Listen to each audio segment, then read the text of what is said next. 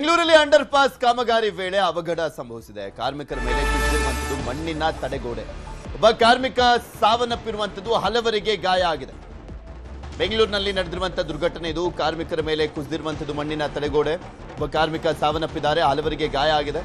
3 ಕಾರ್ಮಿಕರು ಮಣ್ಣಿನಡಿ ಸಿಲುಕಿ ನರಳಾಟ. ಡಾಕ್ಟರ್ ರಾಜ್ ಪುಣ್ಯಭೂಮಿ ಬಳಿ ದುರ್ಘಟನೆ ಸಂಭವಿಸಿದೆ. ಅಂಡರ್ ಪಾಸ್ಗಾಗಿ 20 ಅಡಿ ಗುಂಡಿಯನ್ನ ತೋಡಿದ್ರು. ಅಂಡರ್ ಪಾಸ್ಗೋಸ್ಕರ 20 ಅಡಿ ಗುಂಡಿಯನ್ನ ತೋಡಲಾಗಿತ್ತು. ಮೃತ ಕಾರ್ಮಿಕ ಒಡಿಶಾ ಮೂಲದ ವ್ಯಕ್ತಿ ಅಂತ ತಿಳಿದು ಬಂದಿದೆ. ಒಟ್ಟು 15 ಕಾರ್ಮಿಕರು ಕೆಲಸ ಮಾಡ್ತಾ ಇದ್ದಂತ ಸೈಟ್ ಸಮಿತಿ ರಚನೆ 45 ದಿನದಲ್ಲಿ ರಿಪೋರ್ಟ್ಗೆ ಸೂಚನೆಯನ್ನ ಕೊಡಲಾಗಿದೆ.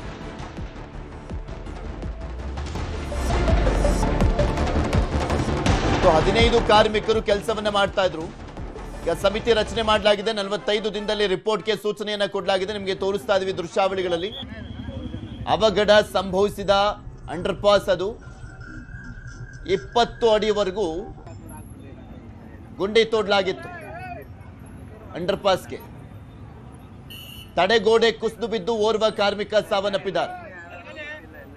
ಇದ್ರ ಬಗ್ಗೆ ಇನ್ನಷ್ಟು ಮಾಹಿತಿಯನ್ನ ಕೊಡ್ತಾ ಹೋಗ್ತಾರೆ ನಮ್ಮ ಪ್ರತಿನಿಧಿ ಪ್ರಗತಿ. ಹೇಗಾಗಿದ್ದು ಇದು? ಯಾವ್ದು ಪ್ರಿಕಾಷನ್ಸ್ ತಗೊಳ್ದಲ್ಲ ಈ ರೀತಿಯ ಕೆಲಸವನ್ನ ಮಾಡ್ಲಾಗ್ತಾ ಇತ್ತಾ? ಪೃಥ್ವಿ, ಕಳೆದ ಕೆಲವು ದಿನಗಳಿಂದಲೂ ಕೂಡ ಈ ಭಾಗದಲ್ಲಿ ಕಾಮಗಾರಿ ಆಗ್ತಾ ಇತ್ತು. ನೇರವಾಗಿ ನಾನು ನಿಮ್ಗೆ ವಿಜುವಲ್ಸ್ ಅನ್ನ ತೋರಿಸ್ತಾ ಹೋಗ್ತೀನಿ. ನಿನ್ನೆ ಮಳೆ ಬಂದಂತಹ ಪರಿಣಾಮ ಮಣ್ಣು ಸಡಿಲವಾಗಿರುತ್ತೆ. ಸೊ ಹೀಗಿದ್ರೂ ಕೂಡ, ಗೊತ್ತಿದ್ರೂ ಕೂಡ ಇವತ್ತು ಮತ್ತೆ ಕಾಮಗಾರಿ ಆರಂಭ ಆಗುತ್ತೆ. ಬಿಡಿಎ ಇಂದ ನಡೀತಾ ಇರುವಂತಹ ಅಂಡರ್ ಪಾಸ್ ಕಾಮಗಾರಿ ಇದು ಕಳೆದ ಕೆಲವು ದಿನಗಳಿಂದಲೂ ಕೂಡ ಆಗ್ತಾ ಇರುತ್ತೆ. ಈ ಘಟನೆಗೆ ಸಂಬಂಧಪಟ್ಟ ಹಾಗೆ ಬಿಡಿಎ ಅಧಿಕಾರಿಗಳು ಈಗಾಗಲೇ ಒಂದು ಕಮಿಟಿಯನ್ನ ರಚನೆ ಮಾಡಿ ಅವರಿಗೆ ಪರಿಹಾರವನ್ನು ಕೂಡ, ಮೃತರಾದವರಿಗೆ ಪರಿಹಾರವನ್ನು ಕೂಡ ಕೊಡೋದಕ್ಕೆ ಸೂಚಿಸಿದ್ದಾರೆ. ಕ್ಯಾಪ್ಟನ್ ಮಣಿವಣ್ಣನ್ ಈ ಬಗ್ಗೆ ನ್ಯೂಸ್ 18ಗೆ ಮಾಹಿತಿಯನ್ನ ಕೊಟ್ಟರು. ಇದ್ರ ಬಗ್ಗೆ ಹೆಚ್ಚಿನ ಮಾಹಿತಿಯನ್ನ ಕೊಡೋದಕ್ಕೆ ನನ್ನ ಜೊತೆಗೆ ಕ್ಷೇತ್ರದ ಶಾಸಕರಾಗಿರುವಂತಹ ಗೋಪಾಲಯ್ಯ ಅವರಿದ್ದಾರೆ. ಅವ್ರನ್ನ ಮಾತನಾಡಿಸ್ತಾ ಹೋಗ್ತಾನೆ. ಸರ್, ಏನ್ ಕಾಮಗಾರಿ ಆಗ್ತಾ ಇರೋದು? ಇದು ನಿಮ್ಮ ಕ್ಷೇತ್ರದ ವ್ಯಾಪ್ತಿಯಲ್ಲಿ ಆಗ್ತಾ ಇದೆ. ಮಳೆಗಾಲ ಸಂದರ್ಭದಲ್ಲಿ ಇಂಥ ಕಾಮಗಾರಿ ಆಗೋದು ಎಷ್ಟು ಸೇಫ್? ಇದು 2023 ಅಂತ್ಯದಲ್ಲಿ ಇದು ಅರ್ಧ ಮಾಡಿ ನಿಲ್ಲಿಸ್ಬಿಟ್ಟಿದ್ರು. ಬಿಡಿಎನಲ್ಲಿ ಹಣ ಇಲ್ಲ ಅಂತಕ್ಕಂಥದ್ದು ಹೇಳಿ ಹಿಂದೆ ಇರ್ತಕ್ಕಂಥ ಅಧಿಕಾರಿಗಳು ನಿಲ್ಲಿಸಿದ್ರು. ನಾನು ಈ ಪರಿಹಾರ ಕೊಡ್ತಕ್ಕಂಥ ಸಂದರ್ಭದಲ್ಲಿ ನಾನೇ ಹೋಗಿ ಧರಣಿಯನ್ನು ಕೂತಿ ಪರಿಹಾರ ಕೊಡಬೇಕು, ನೀವು ಕೆಲಸ ಪ್ರಾರಂಭ ಮಾಡ್ತಿದ್ದ ಅಂತ ಈ 2 ಸೈಡ್ನ ಸುಮಾರು 100ಕ್ಕಿಂತ ಹೆಚ್ಚು ಮನೆಗಳಿಗೆ ಪರಿಹಾರವನ್ನು ಕೊಡಿಸ್ತು. ಪರಿಹಾರ ಕೊಡಿಸಾದ್ಮೇಲೆ ಉಳಿಕೆ ಕಾಮಗಾರಿ ಮಾಡೋದಕ್ಕೆ ಹಣ ಇಲ್ಲ ಅಂತಕ್ಕಂಥದ್ದನ್ನ ಹೇಳಿದ್ರು. ಇದನ್ನ 23ರ ಜನವರಿ ಸಂದರ್ಭದಲ್ಲಿ ಇದನ್ನ ಕ್ಯಾಬಿನೆಟ್ ತಂದು ತಿರ್ಗಾ ಮತ್ತೆ ಇದನ್ನ ಈ ಕೆಲಸ ಕಂಪ್ಲೀಟ್ ಆಗಬೇಕು ಅಂತ ಮಾಡಿಸ್ತು. ಬಹುಶಃ ಇದು ಮಳೆಗಾಲ ಮುಂಚೆ ಕೆಲಸ ಮುಗಿಬೇಕಾಗಿತ್ತು. ಮಳೆಗಾಲದ ಮುಂಚೆ ಮುಗಿಬೇಕಾಗಿತ್ತು. ಮೊನ್ನೆ ಮಳೆ ಬಿದ್ದಿದೆ ಇಲ್ಲಿ. ನಿನ್ನೆ ರಾತ್ರಿನೂ ಬಿದ್ದಿದೆ, ನಿನ್ನೆ ಮಧ್ಯಾಹ್ನನೂ ಬಿದ್ದಿದೆ. ಇದನ್ನ ಅಲ್ಲಿ ನೀರು ನಿಂತಿರ್ತಕ್ಕಂಥದ್ದೇ ಸಾಕ್ಷಿ ಇದೆ. ಇದನ್ನ ಬಹುಶಃ ಇವತ್ತು ನಾಳೆ ಮಾಡಬಾರ್ದ, ಮಳೆ ಬಿದ್ದಿರ್ತಕ್ಕಂಥ ಸಂದರ್ಭದಲ್ಲಿ ಮಾಡಬಾರ್ದಾಗಿತ್ತು. ಅಲ್ಲಿ ಪೈಪ್ ಹೋಗಿರ್ತಕ್ಕಂಥದ್ದು ಕಾಣ್ತದೆ. ಸುಮಾರು 7-8 ಅಡಿ ದಬ್ರಿಸ್ ತುಂಬಿದೆ ಇಲ್ಲಿ. ಆ ದಬ್ರಿಸ್ ಏನ್ ತುಂಬಿದೆ ಅದೆಲ್ಲ ಸಂಪೂರ್ಣವಾಗಿ ನೆಂದು ಏಕಾಏಕಿ ಕುಸಿತಕ್ಕಂಥದ್ದು ಕಾಯ್ತಿದ್ದು. ಸರ್, ಈಗ ಬಿಡಿ ಅವರು ಹೇಳ್ತಾರೆ 1 ಸಾವಾಗಿದೆ ಅಂತ, ನೀವು ಹೇಳ್ತಾ ಇದ್ದೀರಾ 2 ಸಾವಾಗಿದೆ ಅಂತ.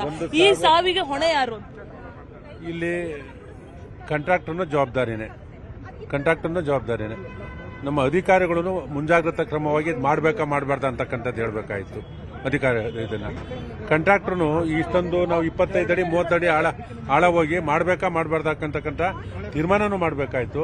ನಮ್ಮ ಟೆಕ್ನಿಕಲ್ ಇವರೇನಿರ್ತಾರೆ, ನಮ್ಮ ಇಂಜಿನಿಯರಿಂಗ್ ಡಿಪಾರ್ಟ್ಮೆಂಟ್ ಇರ್ತಾರೆ, ಮಳೆ ಬಿದ್ದಂಥ ಸಂದರ್ಭದಲ್ಲಿ ಇವತ್ತು ನಾಳೆ ಮಾಡಬೇಕಾಯ್ತು, ಅದನ್ನು ತೀರ್ಮಾನವನ್ನು ತರಬೇಕಾಯಿತು. ಇಲ್ಲಿ ಒಂದಲ್ಲ ಸಾವಾಗಿರ್ತಕ್ಕಂಥದ್ದು, 2 ಸಾವಾಗಿರ್ತಕ್ಕಂಥದ್ದು.